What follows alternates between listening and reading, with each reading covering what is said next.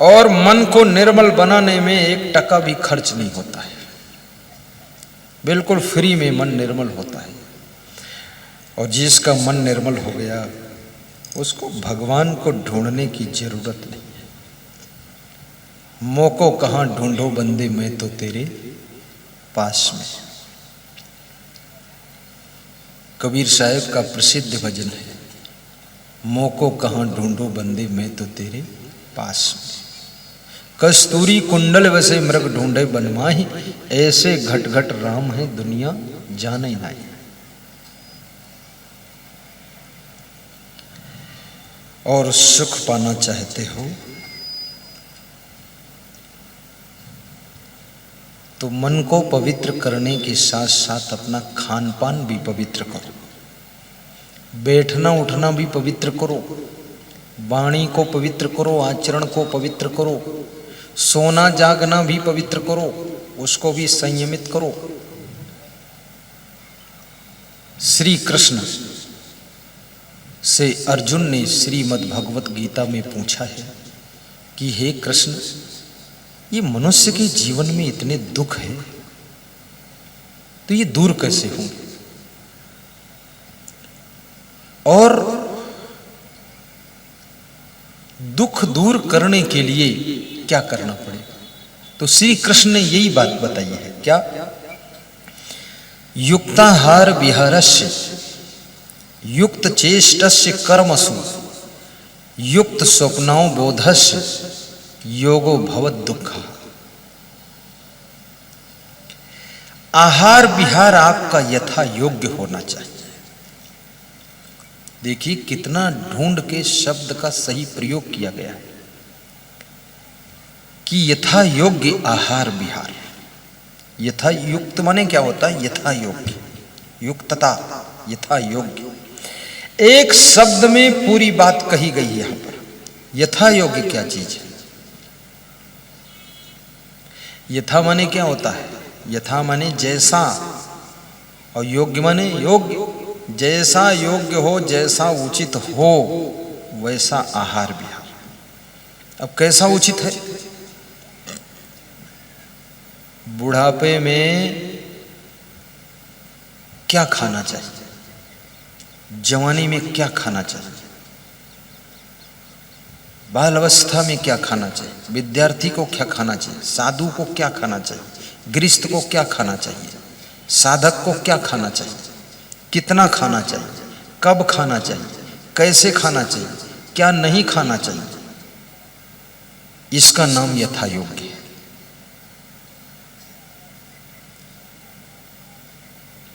बीमार को क्या खाना चाहिए, क्या बीमारी उसमें क्या खाना चाहिए, क्या नहीं खाना चाहिए, इसका नाम यथा योग्य। अब तुम्हारे बुखार है और शाम को फिर मूली खा कर बैठे हो और टमाटर खाए हो, ये यथा योग्य नहीं है। बुखार बढ़ेगा, टमाटर खाओगे खट्टा खट्टा और बढ़ेगा। मूली शाम को खाओगे, अगर फीवर नहीं तो फीवर हो जाएगा, सर्दी जुकाम हो जाएगा, और बीमार हो जाओगे तो दुख होगा। सुख के लिए शरीर को भी स्वस्थ रखना जरूरी है। बिल्कुल नहीं खाओगे तो एसिड बन जाएगा, फिर कहोगे पेट में साइड में दर्द है, और ज्यादा खाओगे तो पूरे पेट में दर्द है, और कम खाओगे तो कहीं नहीं दर्द है। चबा चबा कर खाओगे तो बिल्कुल आनंद है, और बिना चबाए खा लोगे तो थोड़ा कुसमुस होगा पेट में। अब कितने लोग खाने बैठते तो इतना स्पीड पकड़ते हैं, पूरा टॉप गियर लगाते हैं। कई लोगों को देखा दाल भात मिला करके पूरा उठा के पी लेते, कहा कौन लफड़म फंसा। थोड़ा प्रेम से खा लो, 2 मिनट लगेगा।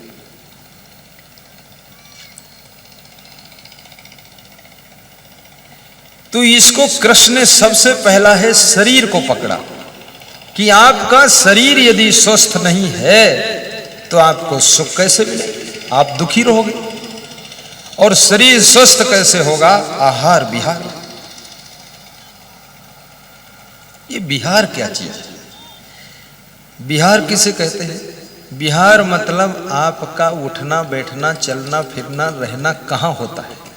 गंदी जगह में तो नहीं घूम रहे हो, गंदी जगह में बैठे तो नहीं। विहार भी शुद्ध होना चाहिए। और आहार, इसमें ज्यादा समझाने की जरूरत नहीं, सब समझे हुए हैं। जो ज्यादा कठोर श्रम करते हैं उनको थोड़ा ज्यादा खाना पड़ता है, जिनके पास कठोर श्रम नहीं उनको थोड़ा कम खाना चाहिए, और जिनके पास में बिल्कुल परिश्रम नहीं उनको बिल्कुल कम खाना चाहिए। और पूरा भोजन बंद कभी नहीं करना चाहिए, क्योंकि अंदर सब एसिड बनते हैं, रस बनते हैं, आमाशय रस, लार बनती है, पित्त रस, अग्न्याशय रस, जठर रस, पाचन रस। ये रस किसी चिकित्सा वैज्ञानिक ने कहा 60 ग्राम रस हर घंटे में बनता है, 24 घंटे में 1440 ग्राम बनता है, लगभग 1.5 किलो। अब ये 1.5 किलो जो रस एंजाइम बन रहे हैं ये आपके पेट में हजम करने के लिए बन रहे हैं। अब तुम कुछ खा नहीं रहे तो हजम क्या करेंगे? पेट को हजम कर दे, कुछ खाना चाहिए आपको। कभी एक केला खा लो। अब मनुष्य खाता है तो केला जब खाएगा तो 10 केला खा लेगा, फिर उल्टा हो गया काम। एक खा लो, 2 खा लो। अभी एक सज्जन मुझे मिले तो बोले कि 1 किलो रसगुल्ला तो हम अकेले खा जाएंगे। हमने कहा बहुत बड़ी बात है। बोले आधा किलो अब भी खाते हैं और डायबिटीज हो चुकी है। बोले दवा खाते हैं और रसगुल्ला भी खाते हैं। तो हमने कहा छोड़ दो। बोले मैं मानता ही नहीं। अब जीभ को रोकना भी बहुत कठिन है, ये साधारण नहीं है जीवा को कंट्रोल करना। सबसे खतरनाक इंद्री जीभ है, और जिस व्यक्ति को गिराना हो उसको जीभ से स्टार्ट करना पड़ेगा गिराने के लिए। जीभ से गिरा लो फिर वो हर इंद्री से गिर जाएगा, और जीभ से जो नहीं गिर सकता है उसको गिराना बहुत कठिन काम है। इसलिए जीभ को संभालो।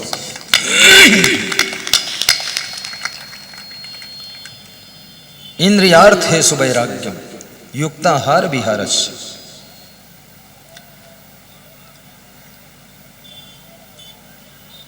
एक ऊंट नीम के पेड़ के नीचे बैठा हुआ जुगाली कर रहा था।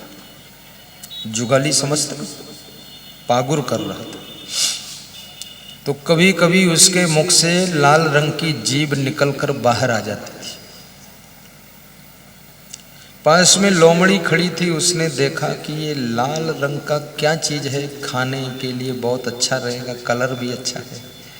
तो लोमड़ी ने आव देखा न ताव अपना मुंह ऊंट के मुंह में डाल दिया कि जीभ काट लूं, खा लूं।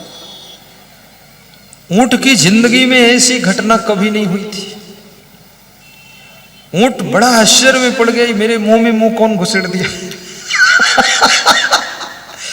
कभी कभी बड़ी अद्भुत घटनाएं हो जाती। तो ऊंट डर गया तो उसने अपना मुंह जोर से बंद किया। जब बंद किया तो लोमड़ी का मुंह ऊंट के मुंह में जा चुका था।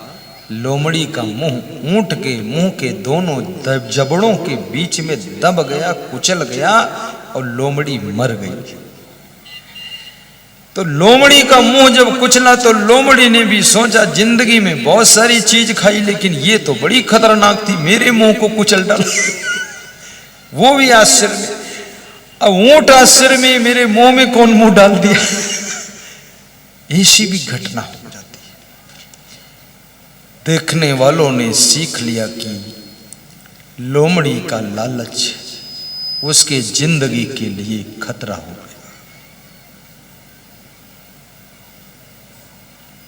जीभ को संभाल लो तो जीवन संभल जाएगा। और जीभ फिसल गई, इसलिए जितने लोग होते हैं किसी को फंसाना है, बिगाड़ना है, जोड़ना है, अपने पट्ट में लेना है तो का चुप्पे चुप्पे कुछ खवावा करते। बड़े चालाक लोग हैं। उनको अगर 2 पेड़ा मिलेंगे तो 1 पेड़ा वो के लिए रख ले कि लो तुम खाई लो चुप्पे से। वो समझे था हमका बहुत मानत। अरे यू तुम्हारा दुश्मन है, यह नष्ट कर रहा, तुमका मानत नहीं, बेईमान है पूरा। ये चुट्टा पेड़ा चुरा तुमका कहे खाओ और कहे नहीं दे।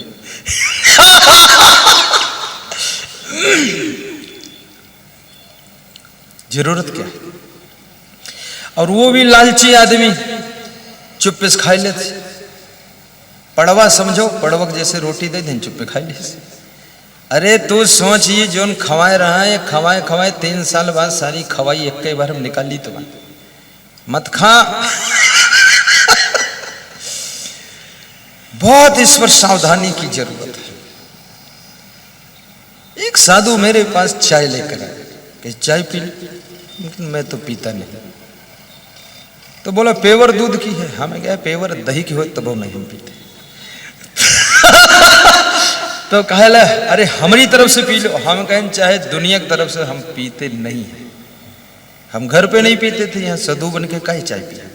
एक नवा काम हिया वो घर से ज्यादा हिया बिगड़ गई साधु बन के। कहाँ फायदा फिर साधु बने से। हमने कहा हमें नाटक वाला काम फालतू झंझट। तो बोले अरे प्रेम में आज तो पी लो। हमने कहा आदमी एक ही बार हम तो फिसलत, बस यही दरुहा कहते आज पी लो, बस बस आज पी ले हो, कल तो अपने आप पियो। मैंने नहीं पिया। एक साधु वो शहरी लेकर आया मलाई, बोला इसको खा लो। हमने कहा देखो ऐसा है, हमको तुम बिगाड़ो ना, हमें बहुत महान बनना है। यो मलाई वलाई चक्कर घूमना पड़ेगा। ऐसे ऐसे मलाई क्विंटलन हमारे पीछे घूमेगी। अगर ये मलाई में फंस गए ना तो 3 मलाई के बाद फिर मलाई न रही, फिर हम खुद ही मलबा बनी रही। तो तुम मलाई नहीं खाया मैंने। तो वो शर्मिंदा हुई के लेके गवा वापस, मैं नहीं खाऊंगा। अभी कल हरिकरण दीक्षित जी के यहाँ गए थे हम, तो छेना की खीर हमने तो जिंदगी में खाई नहीं कभी और सुनी भी नहीं थी। छेना खीर तो साधु के सामने ले गए तो कही तो दही है। तो हमने कहा चख गई तो देख ले। तो वो साधु जब चखिस गिरी, ये तो पहली बार बड़ा अच्छा लगा। मतलब अब छेना की खीर मलाई में फंस जाते तो छेना खीर थोड़े मिले, फिर हुआ फंसे रहा लालच में। त्याग करो। आज एक माता जी संजय अड़हुली वाले की पत्नी वो कल्पना देवी, वो पेड़ा बना कर लाई। तो बोली पेड़ा गुरुदेव लाए हैं तो वहां दे दें कि हमने कहा यहीं ले आओ, यहीं दे दो। तो बोले यही। मैंने सोचा यहीं दे दे, नहीं तो वहां तक मन बदल जाए, खुद ही पेड़ा खाया जाए सब। तो अब ये पेड़ा क्यों आया मेरे लिए, क्यों आया? जो व्यक्ति त्याग करता है उसको चारों तरफ से सब चीज मिलती है। जो लालच में फंसता है उसको कुछ भी मिलने वाला नहीं। पेड़ा मिले, उसका खाने का लालच मुझे नहीं था। मैंने अपने संत से कहा ये बड़े गुरु जी को पहुंचाओ, क्योंकि घर के बने हैं, हाथ से बने, मेरे गुरु को खिला देना, मैं चखूंगा भी नहीं इसको। वहां पहुंचा दो, मेरा गुरु खा ले। क्योंकि जिस गुरु ने मुझको इस योग्य बनाया है, महान बनाया है, उसका ख्याल हमको भी रखना चाहिए। और याद रखना भाइयों बहनों, जो बेटा और बेटी अपने माँ बाप का ख्याल रखते हैं वे कभी नीचा नहीं देखते, बहुत ऊपर जाते हैं। जो शिष्य अपने गुरु का ख्याल करता है वो भी बहुत महान ऊंचाइयों को छूता है। ख्याल रखना चाहिए।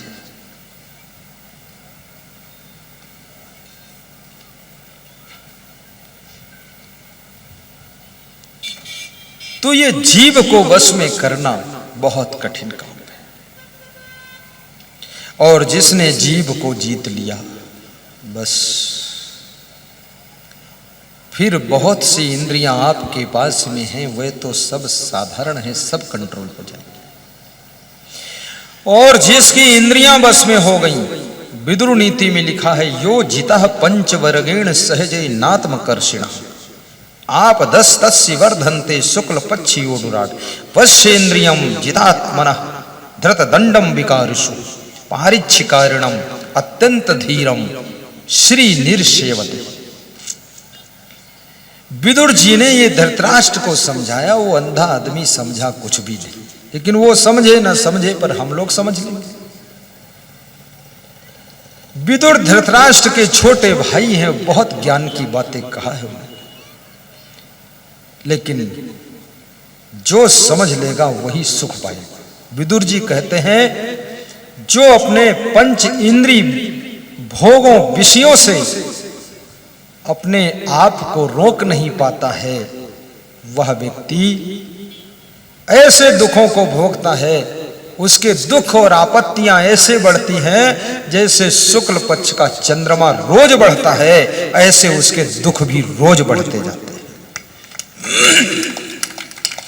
फिर उन्होंने बताया, वश्येन्द्रियम, जिसकी इंद्रियां वश में, जितात्मानम, जिसका मन जीता जा चुका है, और जो धृत दंडम विकारिषु, गलती करने वालों को दंड भी देता है, अनुशासन भी रखता है, पारिच्छिकारिणम, जो सोच परख कर काम करता है, और जिसके पास अत्यंत धैर्य है, घबराता नहीं है। दुकान में नुकसान हो गया, शरीर में बीमारी आ गई, परिवार में कुछ संकट आ गया, खेती बाड़ी चौपट हो गई, लेकिन फिर भी जो धैर्य को टूटने नहीं देता है, विदुर जी कहते हैं, श्री निर्सेवते, लक्ष्मी उसको हमेशा सेवा करती है, कभी वो कंगाल नहीं होता है। इसलिए मैं निवेदन करूंगा, विषम परिस्थितियों में घबराया ना करो। कभी दुख आए, थोड़ा धैर्य रखिए। दुख में मत घबराना पंछी, ये जग दुख का मेला है। कहीं सर्विस में कुछ बाधा आ सकती है, कभी मौसम बिगड़ जाए, फसल में बाधा आ सकती है, और कभी परिवार में कुछ डिस्टर्ब हो सकता है, कभी बीमारी भयंकर आ सकती है। लेकिन याद रखना, अगर धैर्य तुम्हारे पास में है तो ये सभी संकट तुम हंसते हंसते पार कर ले जाओगे। और धैर्य टूट गया तो डिप्रेशन में चले जाओगे। कभी किसी प्रिय की मृत्यु भी हो सकती है, नौजवान बेटे की मृत्यु हो सकती है, लेकिन याद रखना, इसके लिए पहले से पुण्य कमाइए तो ऐसा अनहोनी मृत्यु भी नहीं होगी। और यदि किसी की मृत्यु हुई है तो उसमें धैर्य भी रखिए। तो ये कहीं भी रहे, ये तो संस्कार का बीज, चाहे जहां जन्म ले वो बालक, वो भक्ति करेगा ही। आप लोग कितने सौभाग्यशाली हैं, आपके अंदर भक्ति है। और भक्ति का पहला लक्षण होता है कि प्रथम भगत संतन कर संगा। वही हो रहा आज।